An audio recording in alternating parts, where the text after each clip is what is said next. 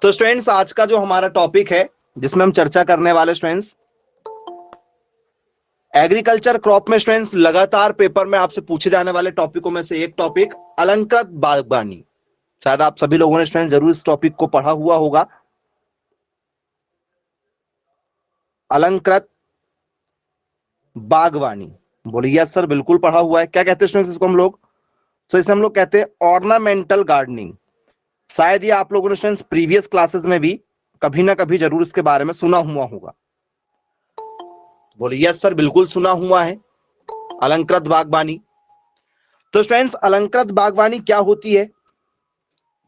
यदि आपसे किसी ने पूछा कि भाई व्हाट इज ऑर्नामेंटल गार्डनिंग, तो क्या कहेंगे स्टूडेंट्स आप? ऑर्नामेंटल गार्डनिंग जो है क्या होती है? मैसेज करिए स्टूडेंट्स। ऑर्नामेंटल गार्डनिंग के बारे में यदि आपसे पेपर में यदि पूछा जाए तो क्या लिखेंगे आप ऑर्नामेंटल गार्डनिंग के बारे में? जी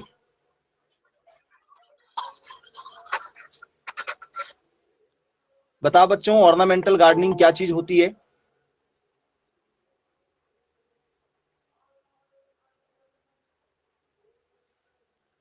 तो सर ऑर्नामेंटल गार्डनिंग का मतलब होता है कि आप किसकी खेती करने वाले हैं? तो सर फूलों की, फलों की या सजावटी पौधों की? जी थोड़ा सा बताइएगा, मैसेज कीजिए। ऑर्नामेंटल गार्डनिंग का संबंध किस चीज से है? फलों से है, फूलों से है, सब्जियों से है या सजावट वगैरह से है?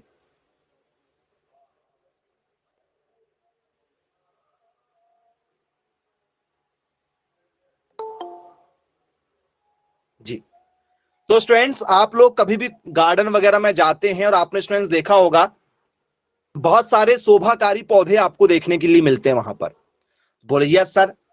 तो स्टूडेंट्स उन्हें हम लोग क्या कहते हैं? तो सर उन्हें हम लोग कहते हैं, ठीक है, ऑर्नामेंटल प्लांट।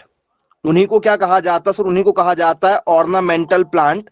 मतलब क्या सर? मतलब शोभाकारी पौधे, ऐसे पौधे जिनसे फल फूल नहीं मिलने वाले, ओनली क्या लगाए गए, किसके लिए लगाए गए? तो सर आपका मन मोहने के लिए, आपको बहुत सुंदर लगने के लिए। बोलिए यस सर। तो जैसे आप गार्डन में जाते हैं स्टूडेंट्स, आप लोगों ने देखा होगा वहां पर आपको आर्टिफिशियल तरीके से टेडी बना हुआ मिल जाता है। बोलिए यस सर, टेडी कई बार देखने के लिए मिलता है आपको। या स्टूडेंट्स आपको हाथी घोड़े किससे बने हुए होते हैं? तो सर वो सब पौधों से बने हुए होते हैं। बोले जी सर बिल्कुल, पौधों से बने हुए आपको गमले मिल जाते हैं, डिजाइनिंग तरीके से वेलकम लिखा हुआ मिल जाता है आप लोगों को, घास से, घास वगैरह से आपको वेलकम लिखा मिल जाएगा।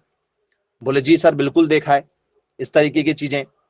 यह स्टूडेंट्स आप लोगों ने देखा हुआ होगा, ठीक है, कि स्टूडेंट्स जो आपके गार्डन वगैरह होते हैं, ठीक है, वो गार्डन स्टूडेंट्स आप लोगों को क्या मिलते हैं, ठीक है, कैसे मिलते हैं? तो सर उन गार्डन में मनोरंजन की चीजें भी बनी होती हैं।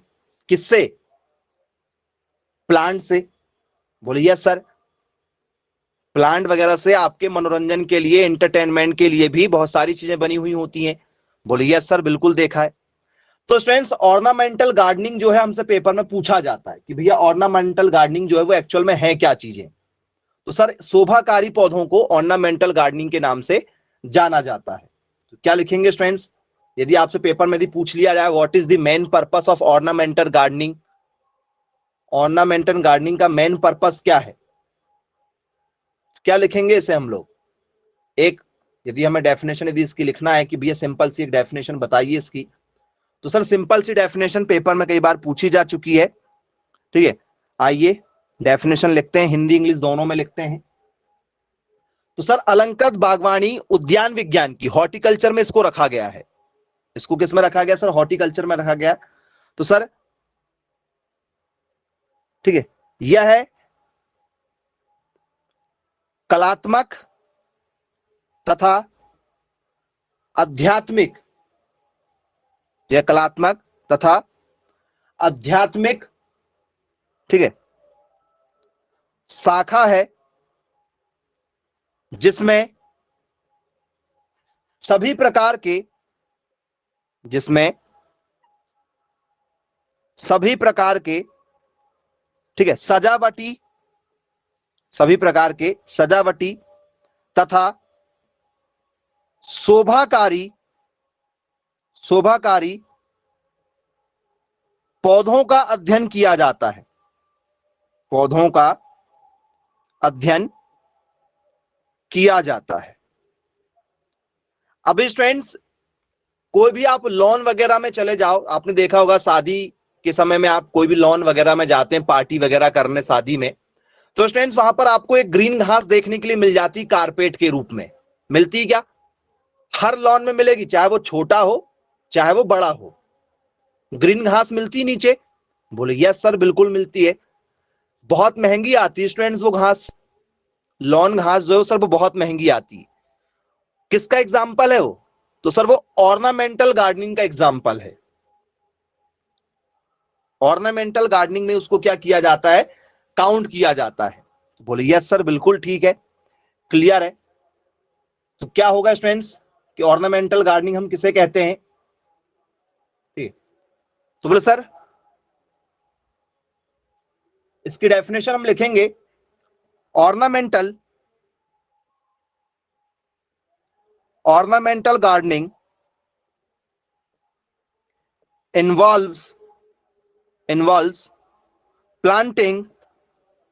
involves planting an array of different type of plant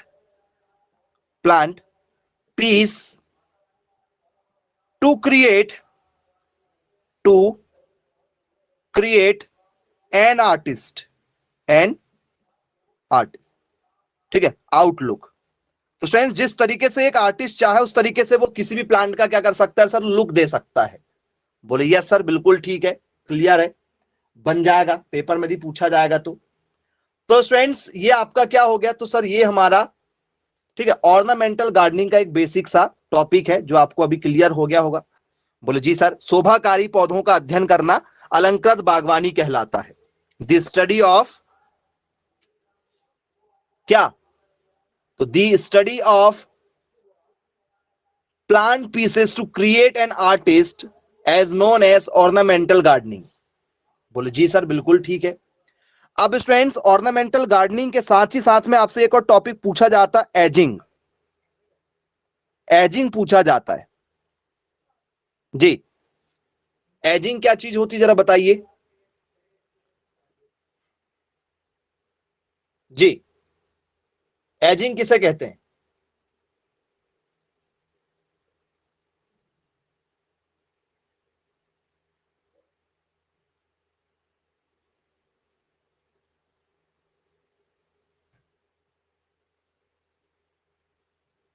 चलिए,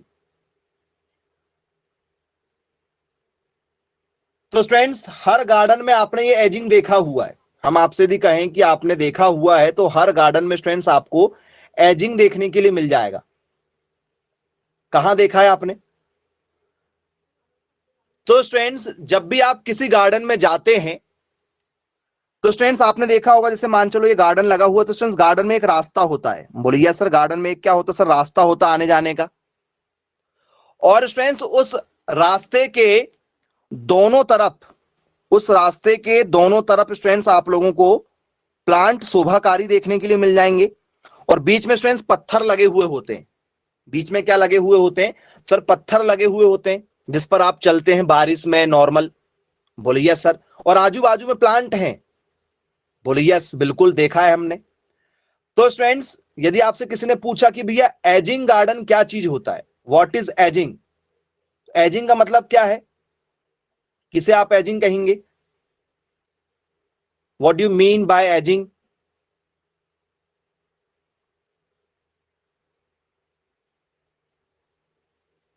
जी, तो सर अलंकृत बागवानी में फूलों की क्यारी बनाना, जो क्यारियां आप सिस्टम बनाते हो। बोले यस सर, बिल्कुल बनाते हैं। और स्टूडेंट्स एक रास्ता देते हैं आप लोग। तो बोले जी, हम लोग क्या करते हैं सर? रास्ता वगैरह भी देते हैं। तो स्टूडेंट्स ये हमारा क्या कहलाता है सर? एजिंग कहलाता है। तो चलो डेफिनेशन लिख लेते हैं भैया, एजिंग एक्चुअल में होता क्या है। तो क्या लिखें? सिंपल सी एक डेफिनेशन, और एजिंग का संबंध किससे है? तो सर एजिंग का संबंध हमारा हॉर्टिकल्चर से होगा। ठीक है, चलिए। तो अलंकृत बागवानी में क्या लिखेंगे? अलंकृत बागवानी में कम हाइट वाले, ठीक है, कम बढ़ने वाले, कम बढ़ने वाले पौधे, ठीक है, एक निश्चित कतार में, एक निश्चित कतार में, ठीक है, एक निश्चित कतार में रास्तों के दोनों तरफ लगाते हैं, दोनों तरफ लगाते हैं। देखा है क्या? बोले हाँ सर बिल्कुल देखा हुआ है हमने। ठीक है, इसमें क्या करते हैं? तो सर रोड के दोनों साइड, कई बार स्टूडेंट्स आप नेशनल हाईवे गए होंगे। बोले हाँ सर नेशनल हाईवे गए हैं हम लोग। कभी भी आप जब बड़े शहरों में गए होंगे तो स्टूडेंट्स जब आप नेशनल हाईवे जाते हैं तो स्टूडेंट्स रोड के बीचों बीच में, इधर भी आपकी रोड होती है, इधर भी आपकी रोड होती है, दोनों तरफ नेशनल हाईवे की सड़कें रहती हैं। और बीच में स्टूडेंट्स आपने बहुत छोटे छोटे छोटे छोटे जो हैं वो फूल देखा होगा, या आर्टिफिशियल आपने कृत्रिम तरीके से जो बनाए गए सजावटी मटके वगैरह होते हैं, या कोई ऐसे पॉट वगैरह होते हैं, उस पर स्टूडेंट्स आप लोगों ने छोटे छोटे पौधे देखा होगा। अब वो गवर्नमेंट है, वो सजावटी पौधे क्यों लगाई गवर्नमेंट ने? चाहती तो आम लगा देती, लाखों करोड़ों का प्रोडक्शन हो जाता। भाई आम के पौधे भी तो लगा सकते थे वहां पर, आम लगा देते, इमली लगा देते, ठीक है, आपका एप्पल लगा देते, अनार वगैरह लगा देते। सजावटी पौधे क्यों लगाए उनने? गवर्नमेंट पागल है?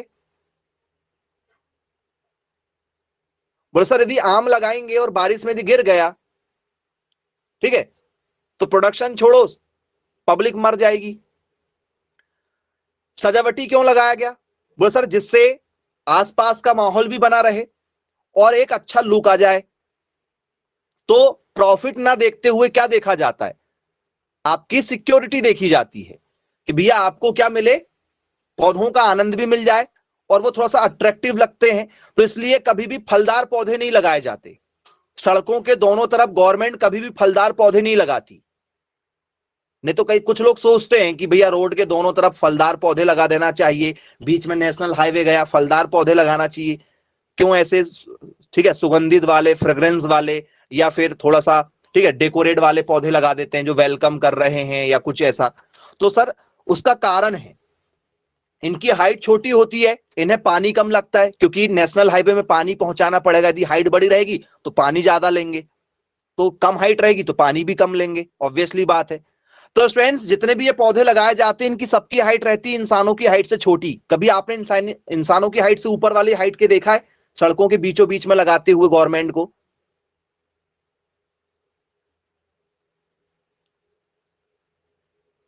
चलिए, कुछ लोग कह रहे हैं कि सर सड़कों के आजू बाजू में हमने देखा बड़े वाले पौधे लगाते हुए। आप जिसकी बात कर रहे हैं मैं आपके डाउट्स दूर करना चाहूंगा। यदि आपकी रोड है, ठीक है, तो गवर्नमेंट जो प्लांट लगवाती है ना वो रोड से इतनी दूर नालियों में लगवाती है। कभी रोड से चिपक कर देखा प्लांट लगाती हुए बड़े वाले, आम के, इमली के, या फिर आपके कोई भी गुड़हल वाले रोड के किनारे से कोई नहीं लगाता है। कभी किसी ने लगाया होगा तो मुझे बताइएगा। जिसकी आप बात कर रहे हैं ना वो नालियों में लगते हैं, सड़कों में नहीं लगते। हम बात कर रहे हैं सड़कों की, ठीक है। हमारे एक एक शब्द का अलग अलग मतलब है, उसको समझिएगा थोड़ा सा। तो स्टूडेंट्स यदि आपसे पेपर में यदि पूछा जाए तो हमें क्या करना होता, तो सर हमें जितने भी प्लांट लगाना होता है वो सारे के सारे C3 प्लांट लगाना होता है। अब ये C3 प्लांट का मतलब क्या हुआ भैया? C3 पौधे किसे कहते हैं? तो सर ऐसे पौधे जिनकी हाइट इंसानों की हाइट से छोटी हो उन्हें C3 पौधा कहा जाता है। याद रखिएगा, जिनकी हाइट इंसानों की हाइट से छोटी हो, मतलब कम हाइट वाले हों, उन्हें C3 पौधे में रखा जाएगा। तो फसलों में भी ऐसे ही होते हैं, जैसे आपका चना हो गया, सोयाबीन हो गया, सरसों हो गया, मूंग हो गया, इनकी हाइट छोटी है तो बोले सर इन्हें C3 कहेंगे। आम हो गया, इमली हो गया, आपका जामुन का पेड़ हो गया आप लोगों का, ठीक है, बैनियन ट्री हो गया, बरगद का पेड़ हो गया, कटहल का पेड़ हो गया, तो सर इनकी हाइट ज्यादा बड़ी है। गन्ने की हाइट आपकी हाइट से बड़ी है, मक्के की हाइट हमारी हाइट से बड़ी है, वो C4 हो जाते हैं। जिनकी हाइट बड़ी होगी वो C4, जिनकी हाइट छोटी होगी वो C3। बोले यस सर बिल्कुल ठीक है। तो इसमें क्या लिखेंगे? तो students, as are plant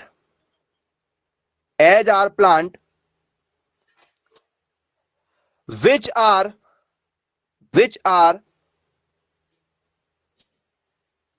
used in which are used in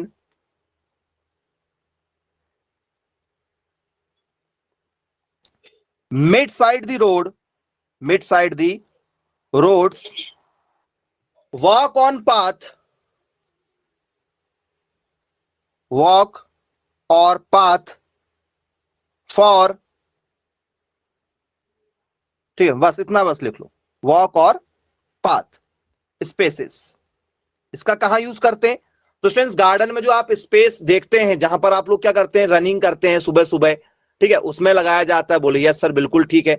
yes students, आपने कभी देखा होगा, ठीक है, जब आप गार्डन में टहलते हैं तो स्टूडेंट्स आपके बेंच के आसपास में देखा हुआ होगा आप लोगों ने, जो टहलने का पत्थर लगते हैं ना, वो एक पत्थर के आसपास में जो खाली जगह छोटी छोटी बच जाती है, उन खाली जगह में भी छोटे छोटे पौधे लगाए जाते हैं, बिल्कुल छोटे वाले, जिनकी हाइट आपके, ठीक है, उंगलियों की हाइट की बराबर हो, बिल्कुल छोटे छोटे वाले भी लगाते हैं।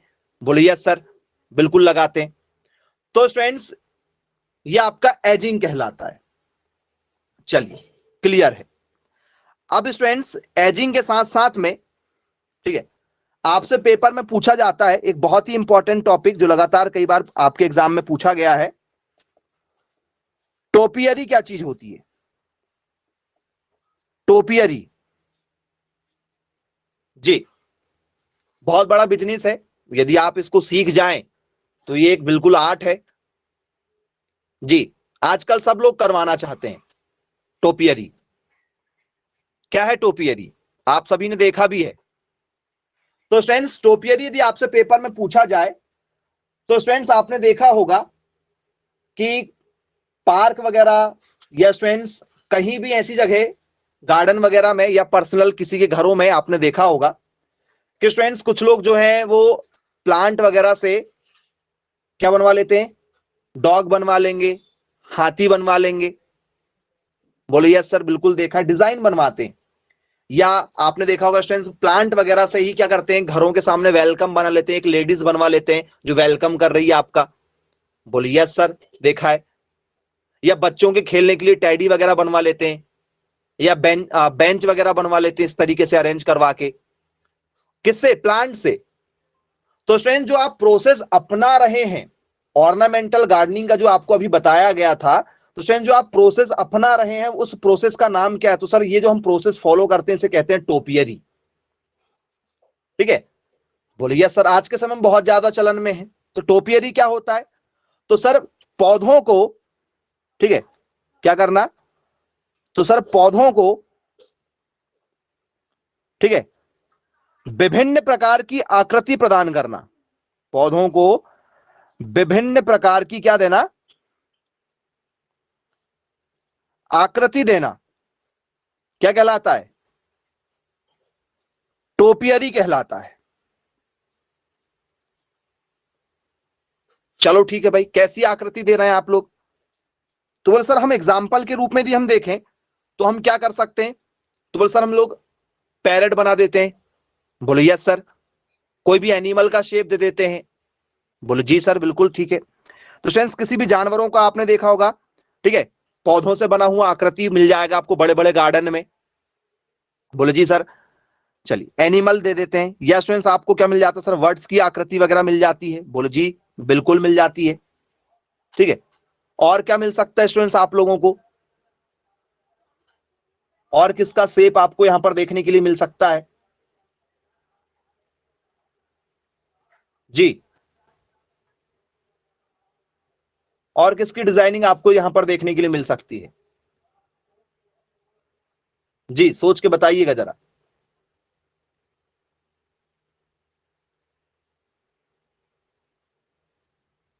मोर वगैरह, हाँ वो सब एनिमल वर्ड्स में आ जाएंगे आपके, सारे के सारे किस में जाएंगे आपके? एनिमल और वर्ड्स में उनको काउंट कर लिया जाएगा। जी, और कुछ यदि आपको इसके अलावा लगे कि एनिमल वर्ड्स की आकृति के अलावा हम और कुछ डिजाइन दे सकते हैं, तो किसकी डिजाइन देते हैं?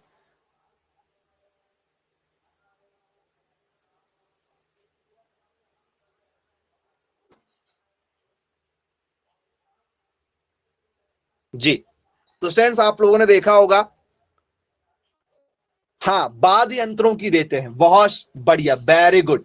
जी हाँ स्टूडेंट्स, इंस्ट्रूमेंट की देते हैं, कुछ लोग गिटार वगैरह बनवा लेते हैं, कुछ लोग क्या बनवाते हैं? गिटार वगैरह बनवा लेते हैं, कुछ लोग स्टूडेंट्स हारमोनियम वगैरह बनवा लेते हैं, कुछ लोग ढोलक वगैरह तबला वगैरह बनवाते हैं। देखा होगा बड़े बड़े गार्डनों में यदि आप घूमने जाएं तो आपने वहां देखा होगा। बोलिए यस। तो स्टूडेंट्स टोपियरी क्या है आपका?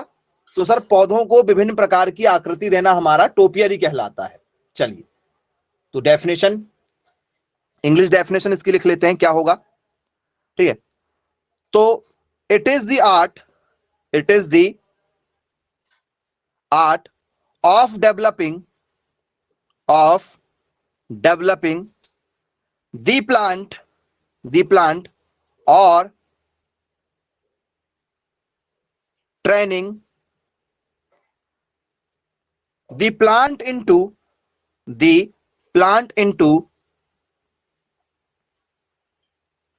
different forms or shape और shapes। सर किसकी किसकी आकृति दे सकते हैं? सर पशु की दे सकते हैं, किसकी दे सकते हैं? तो सर किसी भी पंछी की दे सकते हैं, और किसकी दे सकते हैं? तो सर वाद्य यंत्र की दे सकते हैं। तो स्टूडेंट्स ये जो कोर्स है ये किसमें आएगा आपका? जिसे ये कोर्स यदि सीखना है तो उसको क्या लेना पड़ेगा? तो सर उसे हॉर्टिकल्चर लेना पड़ेगा और उसे ऑर्नामेंटल गार्डनिंग के बारे में पढ़ना पड़ेगा। ये नॉर्मल कोई भी नहीं कर सकता है कि भैया हम करना चाहते हैं, हमें करना है, हमें सीखना नहीं। इसके लिए आपको प्रशिक्षण लेना पड़ेगा, इसके लिए आपको ट्रेनिंग लेना पड़ेगा, इसके सर्टिफिकेट रहेगा। और गवर्नमेंट आज के समय में जहां भी पार्क बनवा रही है, जहां भी डिजाइनिंग वगैरह बनवा रहे हैं, ठीक है, तो स्टूडेंट्स इसका अलग से कॉन्ट्रैक्ट रहता है। तो ये सब आपके लिए एक बिजनेस पॉइंट ऑफ व्यू भी होता है भविष्य में। चलिए, ये टोपियरी है आपका। अब स्टूडेंट्स टोपियरी समझ में आ गया होगा आप लोगों को। अब ये बताइए स्टूडेंट्स, ठीक है, बॉन्साई क्या चीज होती है? बॉन्साई, जी बॉन्साई पूछा जाता है, जापानीज टेक्निक है, जापान वाले लोगों ने इसको विकसित किया हुआ है। क्या होता है स्टूडेंट्स बॉन्साई? बताइएगा जरा, हमसे पेपर में पूछा गया बॉन्साई। तो स्टूडेंट्स बॉन्साई का मतलब होता है कि कितनी बड़ा पेड़ क्यों ना हो। जैसे आम का पेड़ है, मैं आपको बोलूं कि आम के पेड़ को आप क्या अपने घर के अंदर उगा सकते हो? आम के पेड़ को अपने घर के अंदर पाल सकते हो? मैं बोलूं बरगद के पेड़ को आपके अपने घर के अंदर रखना है, पीपल के पेड़ को अपने घर के अंदर रखना है, जी रख सकते हो क्या? पीपल के पेड़, बरगद के पेड़ को, आम के पेड़ को? बोले हाँ सर रख सकते हैं, रख सकते हैं, और बहुत आसानी से रख सकते हैं। बोल सर क्या करके? तो सर बॉन्साई विधि का यूज करके। क्या करके? तो सर बॉन्साई विधि का यूज करके हम लोग कर सकते हैं।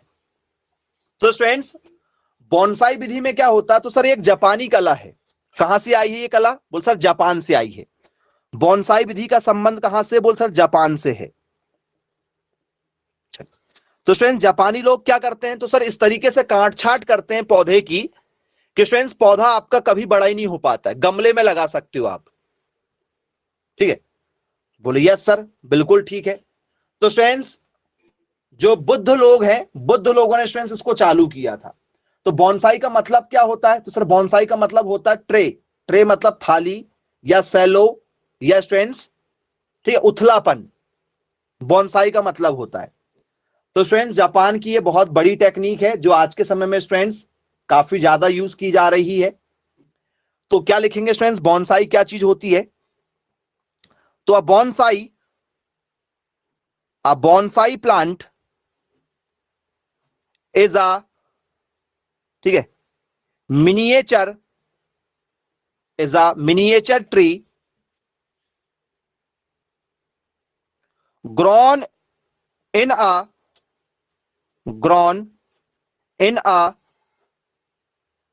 small container and trained to take on a specific shape. इनको क्या करना होता है स्टूडेंट्स? बोले सर एक बिल्कुल शानदार डिजाइनिंग इसमें क्या करना पड़ता है, देना पड़ता है। काट छांट इस तरीके से करना है कि बरगद के पेड़ को भी आप एक छोटे से गमले में उगा सकते हैं। जैसे गुलाब के पौधे को आप गमले में उगा सकते हो ना घर में, बस वैसे इसको उगा सकते हैं आप। तो बोले जी सर बिल्कुल। तो क्या है स्टूडेंट्स ये बॉन्साई विधि आपकी? तो सर बॉन्साई विधि यदि हमसे पेपर में यदि पूछा जाए कि क्या है, तो एक तरीके की विधि है जिसमें बड़े बड़े पौधों को तकनीकी विधि के द्वारा क्या कर सकते हैं, बौने पौधे के रूप में छोटा कर सकते हैं, बौना कर सकते हैं, पौधों को बौना करना। ठीक है, तो बोले सर काष्ठीय पौधों को लघु आकार एवं आकर्षक रूप प्रदान करना। बड़े से बड़े पौधों को क्या कर सकते हैं, गमलों में उगा सकते हैं। बोले जी सर बिल्कुल ठीक है, क्लियर है। यदि हमसे पेपर में पूछा जाएगा तो आसानी से यहां से सारे क्वेश्चन हमसे बन जाएंगे। अब स्टूडेंट्स पेपर में कैसे क्वेश्चन आते हैं जरा उस पर भी चर्चा कर लेते हैं। बॉन्साई, ठीक है, इन पर बेस्ड जो एमसीक्यूज आएंगे आपसे वो किस तरीके के बन सकते हैं जरा उस पर भी चर्चा करते हैं। आइए क्वेश्चन देखते हैं। पहला question students,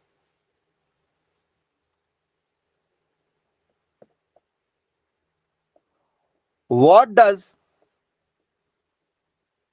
bonsai literally means? ठीक है, क्या कहा गया है, बॉन्साई का शाब्दिक अर्थ है। बॉन्साई का मतलब क्या है? पहला,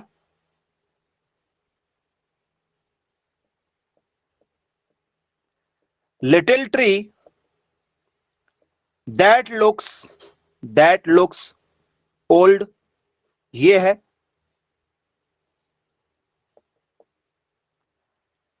tree often planted in a small pot, ये है इसका मतलब। यस फ्रेंड्स, ठीक है, इसका मतलब होता है a fertiliser. Yes friends, option number D, none of these. सोच के बताइएगा क्या आंसर देंगे आप। पेपर में आया हुआ क्वेश्चन है, किस आंसर के साथ जाना चाहेंगे जरा बताइए।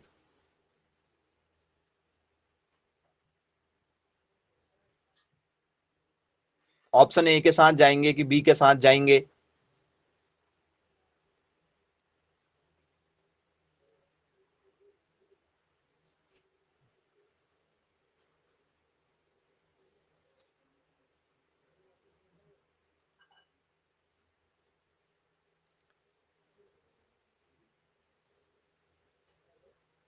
चलिए, तो students little tree that looks old मतलब छोटे पौधे का, ठीक है, ओल्ड लुक मतलब बूढ़ा आकार, छोटे पौधे का बूढ़ा आकार। Tree often planted in a small pot, ठीक है, ट्री को क्या करना सर, बड़े पौधे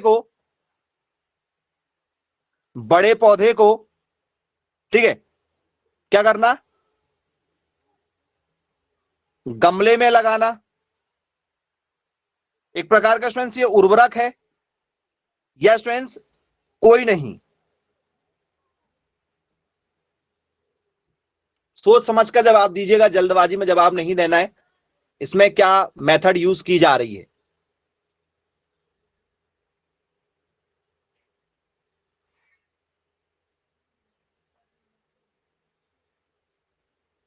जी, तो सर बड़े पौधे को गमले में लगाना। क्या कर रहे हैं हम लोग सर, बड़े पौधों को क्या कर रहे हैं सर, एक प्रकार से गमले में लगा रहे हैं। ऑप्शन बी इसका क्या होगा सर, राइट आंसर होगा। बोले जी सर, बड़े बड़े पौधों को क्या करना, छोटे छोटे गमलों में हम लगा सकते हैं। ये एक प्रकार की कला है जो जापान से, ठीक है, विकसित हुई है। लेकिन एक ऐसा क्वेश्चन जिसमें मैक्सिमम बच्चे फेल हो जाते हैं, वो सर क्या, where does bonsai originated, bonsai originated from, क्या कहा गया है? बोल सर बॉन्साई विधि का जन्म कहां से हुआ है? बॉन्साई विधि की उत्पत्ति हुई है, बताइए स्टूडेंट्स। ये जो बॉन्साई विधि है, बड़े बड़े पौधों को छोटा आकार जो दिया जा रहा है, इसकी उत्पत्ति कहां से हुई है? क्या स्टूडेंट्स इसकी उत्पत्ति जापान से हुई है? या स्टूडेंट्स इसकी उत्पत्ति जो है वो चाइना से हुई है, चीन से हुई है? या स्टूडेंट्स इसकी उत्पत्ति जो है यूरोप से हुई है? या स्टूडेंट्स इसकी उत्पत्ति जो है इंडिया से हुई है?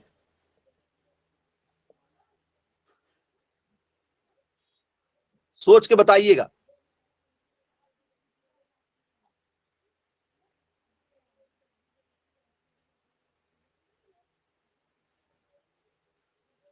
तो स्टूडेंट्स बॉन्साई जो मेथड है उसको लागू कौन करता है, उसके ऊपर प्रैक्टिकल सबसे ज्यादा किसने किया? सर बॉन्साई मेथड को फॉलो करने वाले जो लोग हैं वो जापान के लोग हैं। बॉन्साई मेथड को फॉलो करने वाले लोग कौन है सर, जापान के लोग हैं। लेकिन ये पैदा कहां हुआ भाई? बॉन्साई विधि बड़े बड़े बरगद जैसे विशाल पौधों को क्या कर देना, छोटा सा आकार देके गमले में फिट कर देना। तो ये विधि को किसने सीखा? तो सर ये विधि को सीखा जापान के लोगों ने। लेकिन ये आई कहां से? तो सर आई चाइना से है। इसका उत्पत्ति कहां से हुआ सर? चाइना से। मैंने कहा था मैक्सिमम बच्चे गलत करेंगे इस आंसर को, और आपने गलत किया है। तो स्टूडेंट्स पेपर में पूछा जाता है उत्पत्ति कहां से हुई, तो उत्पत्ति चाइना से हुई है। बोले जी बिल्कुल ठीक है। और ये विधि कौन अपनाता है? तो सर जापान के लोग बॉन्साई विधि को सबसे ज्यादा अपनाते हैं। बोले जी सर बिल्कुल ठीक है, क्लियर है, बन जाएगा पेपर में यदि पूछा जाएगा तो। अब स्टूडेंट्स आ जाते हैं जरा, ठीक है, हमारे इंपॉर्टेंट क्वेश्चन की ओर आगे। तो स्टूडेंट्स हम बात करेंगे अब इसमें, ठीक है, नेक्स्ट क्वेश्चन के साथ में। नेक्स्ट क्वेश्चन है हमारा, ठीक है,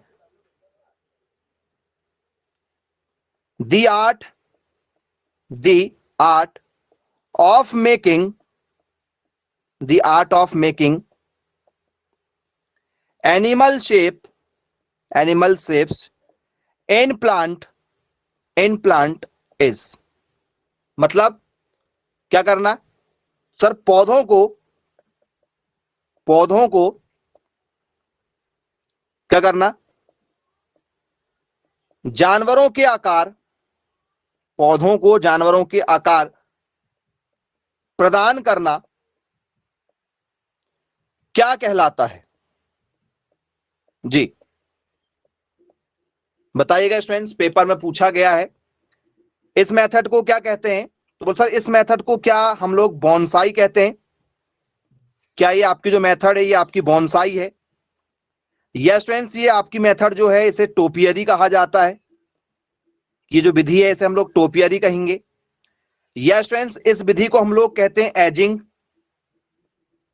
एजिंग के नाम से जाना जाता है। जी बताइए स्टूडेंट्स, ये ऑप्शन नंबर डी स्टूडेंट्स आप लोगों का all of these, all of these, ये सभी, इसको किस में रखा जाएगा?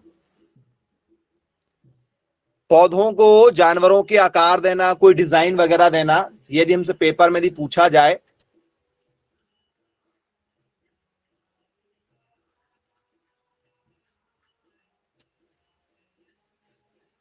ऑप्शन नंबर बी के साथ जाना चाह रहे हैं, जो कि 100% आपका क्या है सर, राइट आंसर है। बोले जी सर बिल्कुल ठीक है। टोपियरी कहा जाता है। टोपियरी का मतलब क्या है कि भैया हमें क्या करना सर, एक बहुत ही शानदार डिजाइन देना है। हम पशु का आकार दे सकते हैं किसी पौधे को, या स्टूडेंट्स हम किसी पौधे को जो है, ठीक है, क्या कर सकते हैं, पक्षी का आकार दे सकते हैं, या कोई इंस्ट्रूमेंट का आकार दे सकते हैं, बुक बना सकते हैं, ठीक है, मोबाइल की डिजाइन दे सकते हैं, पेन वगैरह बना देते हैं हम लोग डिजाइन देकर। तो ये कहलाता है स्टूडेंट्स हमारा क्या सर, ये हमारा टोपियरी कहलाता है। चलिए ठीक है भाई, क्लियर है, बनेगा हमसे। अब स्टूडेंट्स ये बताइएगा जरा, ठीक है, टोपियरी में हमसे पेपर में क्वेश्चन पूछा जाता है, तो स्टूडेंट्स टोपियरी जो मेथड है हमारी, ठीक है, इस पर एक क्वेश्चन और पूछा गया है, ठीक है। चलिए पहचान करके बताइएगा जरा, एक क्वेश्चन आपको दे रहे हैं उसी में, ठीक है। In a formal garden the imaginary central line is known as, ये हमसे पेपर में पूछा गया, बहुत शानदार क्वेश्चन है, ठीक है। क्या कहा जा रहा है, बोल सर किसी, ठीक है,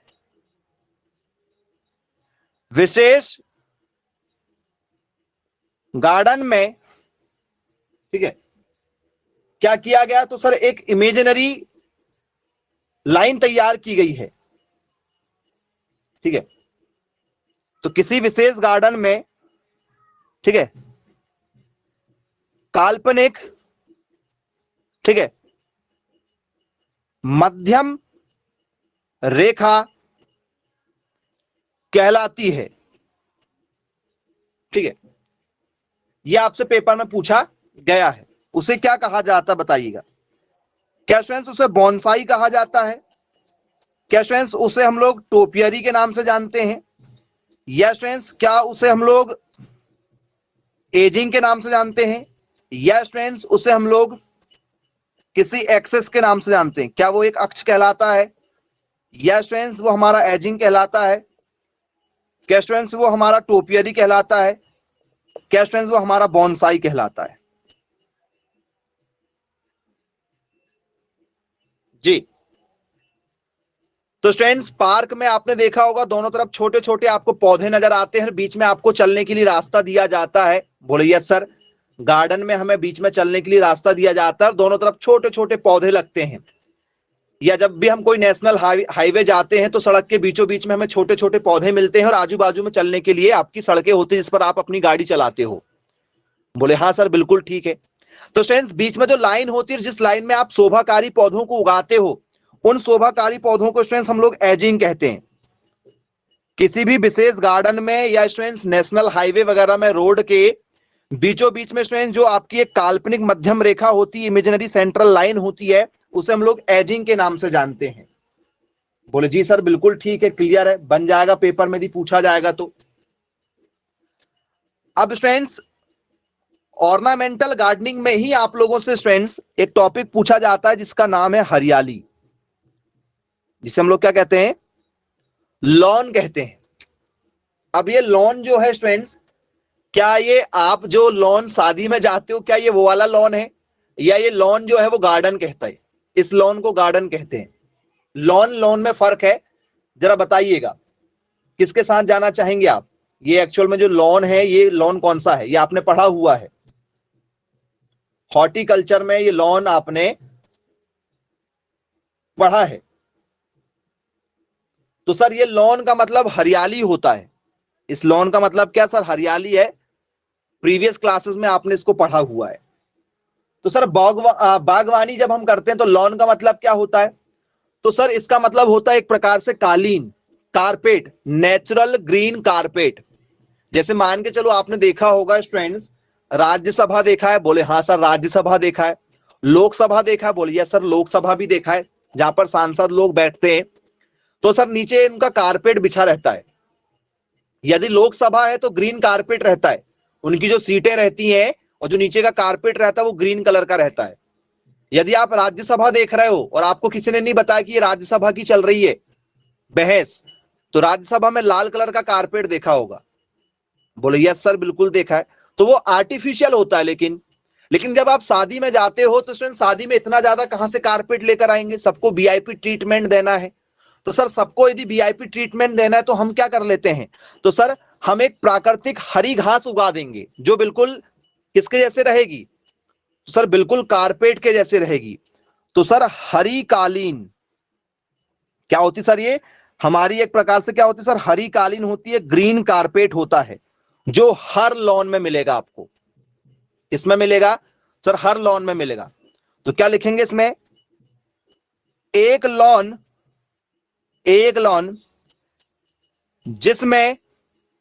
जिसमें हरी घास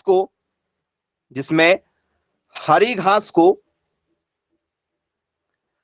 कालीन के रूप में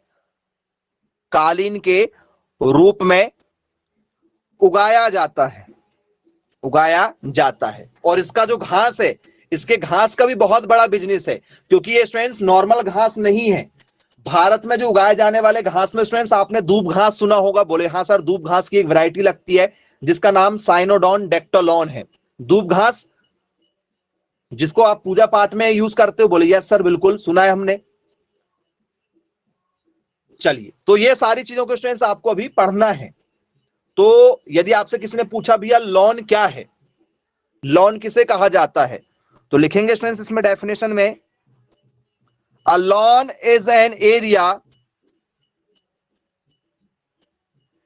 where grass is grown as a green carpet for a landscape. पूरे के पूरे स्टूडेंट्स एरिया में आपने देखा हुआ होगा? बोले जी सर बिल्कुल ठीक है, देखा हमने। ये हमारा क्या कहलाता है? इसे हम लोग कहते हैं लॉन। चलिए, अब स्टूडेंट्स लॉन के लिए सबसे बेस्ट घास जो है वो कौन सी है? Which grass is best for lawn? बताइएगा भैया, पेपर में आया हुआ question, what is the best lawn grass? जी, सभी लॉन में आपको वही घास देखने के लिए मिलेगी इंडिया के अंदर में।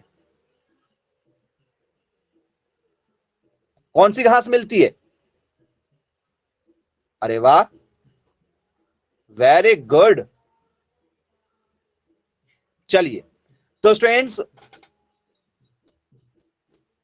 इसी घास को हम लोग बरमूडा घास कहते हैं। थोड़ी सी यदि आपको हिंट दूं मैं, तो स्टूडेंट्स इसी घास को क्या कहा जाता है? सर इसी घास को कहते हैं हम लोग बरमूडा घास। बोले जी सर बिल्कुल सुना हुआ है हमने नाम बरमूडा घास। किसे कहा जाता है? तो सर दूब घास को। कौन सी घास को? तो सर हमने सुना हुआ है दूब घास। बोले जी सर बिल्कुल सुना हुआ हमने दूब घास। चलिए, इसी को क्या कहते हैं? तो सर इसको हम लोग बोलते हैं दुर्वा। दुर्वा भी इसी को कहा जाता है। बोले यस बिल्कुल। इसी को और क्या कहा जाता है? सर इसी को कहा जाता है हमारा बरमूडा घास। बोले जी बिल्कुल, इसी को बरमूडा घास भी कहा जाता है। चलिए, सभी ने देखा हुआ होगा, ऐसा कोई नहीं कि जिसने दूब घास को ना देखा हो। तो स्टूडेंट सबसे पहला ही क्वेश्चन आपका बनेगा, क्योंकि दूब घास है, तो स्टूडेंट्स इसका जरा मुझे क्या बता दीजिए, वनस्पतिक नाम बता दीजिए। दूब घास का बॉटनिकल नेम क्या होता है?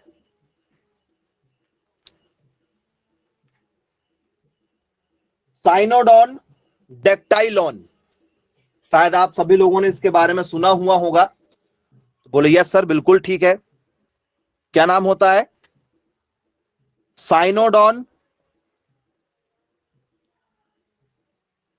डेक्टाइलॉन।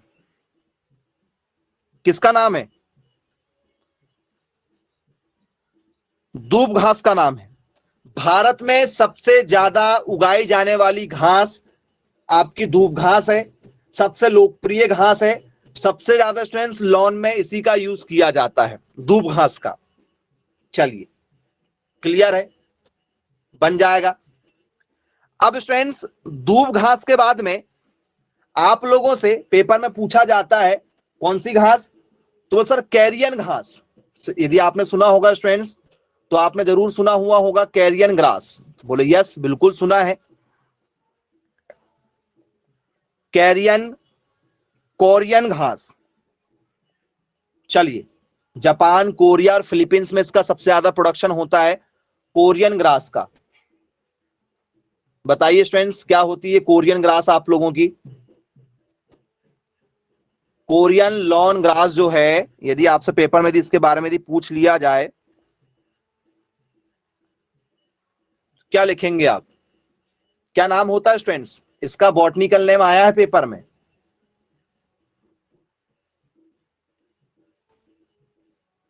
कोरियन ग्रास का वनस्पतिक नाम बहुत स्मूथ होती है, जैसे हमारी दूब घास होती है ना, लॉन में आप जाओ तो कितना मजा आता है आपको खुले पैर घूमने में, तो बहुत सॉफ्ट होती है स्टूडेंट्स ये जी। और ये ऐसी घासें हैं जो गर्मी में सबसे ज्यादा उगती हैं। आपने देखा होगा स्टूडेंट, शादी का जो समय होता है वो गर्मियों का होता है इंडिया में, और उसी समय ये घासें बहुत ज्यादा ग्रीन रहती हैं। बोले हाँ सर बिल्कुल, ये बात तो हमने गौर किया नहीं है कि ये गर्मी में बहुत ज्यादा आपको क्या मिलती हैं, बढ़ती हुई नजर आती हैं। बोले यस सर। तो स्टूडेंट्स इनका आपसे क्या पूछा जाएगा? वनस्पतिक नाम पूछा जाएगा। तो स्टूडेंट्स कोरियन घास का वनस्पतिक नाम बताइए जरा।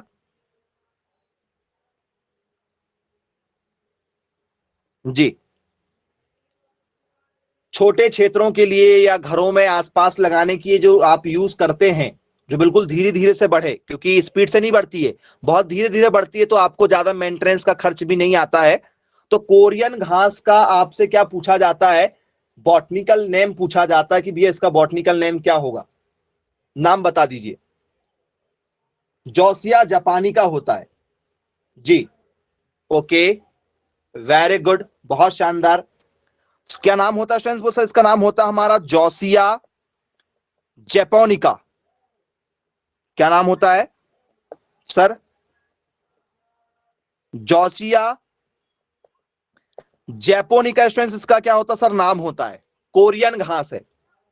बोले जी सर बिल्कुल ठीक है, पेपर में यदि पूछा जाएगा तो हमसे आसानी से बन जाएगा, कोरियन घास के नाम से इसको जाना जाता है। चलिए, अब स्टूडेंट्स इसके बाद में आप लोगों ने सुना हुआ होगा स्टूडेंट्स, ठीक है, इसी में एक शब्द जिसके बारे में हम चर्चा करेंगे आप लोगों से, ठीक है, लीफ पिचिंग। इसी में स्टूडेंट्स आप लोगों ने सुना हुआ होगा लीफ पिंचिंग। सुना है क्या लीफ पिंचिंग? बोले जी सर। क्या होती है स्टूडेंट्स लीफ पिंचिंग? क्या चीज है ये लीफ पिंचिंग?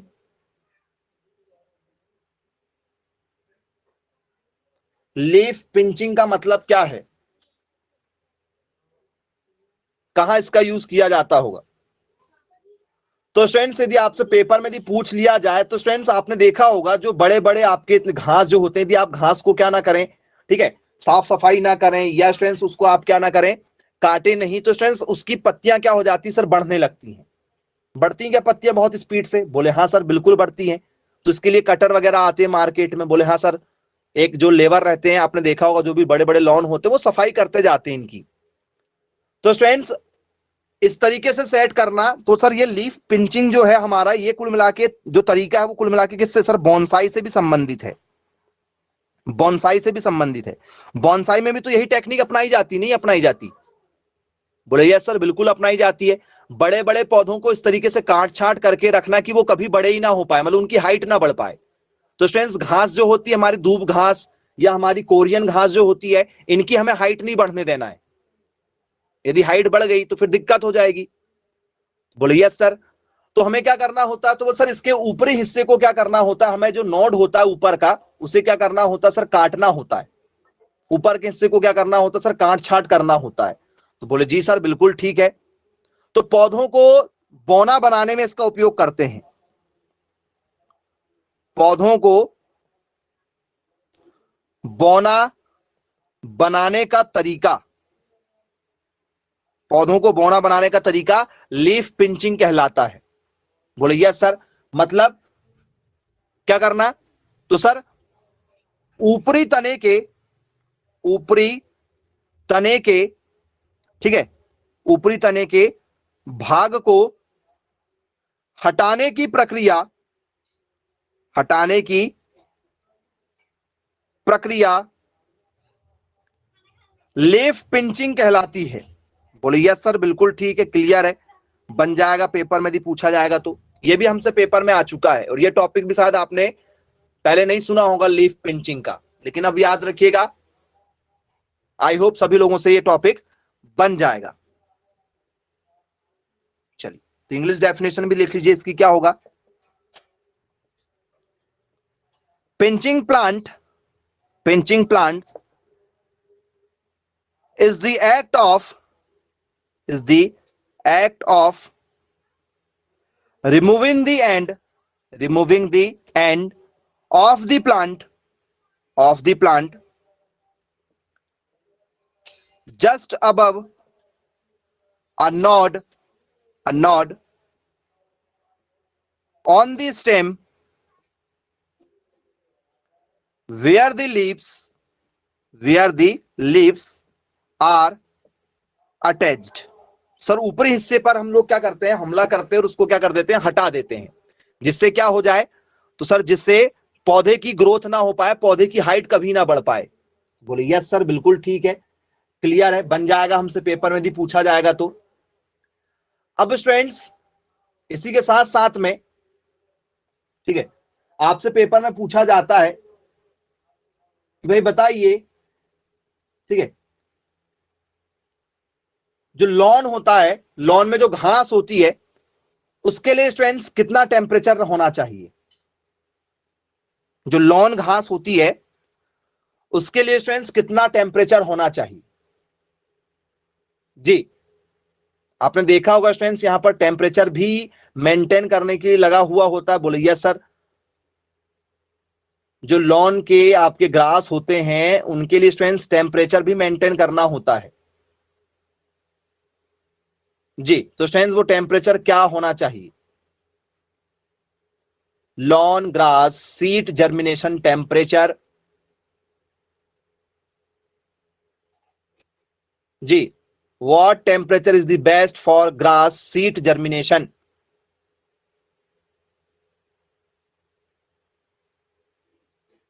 आया है पेपर में, घास के बीज अंकुरन के लिए कौन सा तापमान सबसे अच्छा है?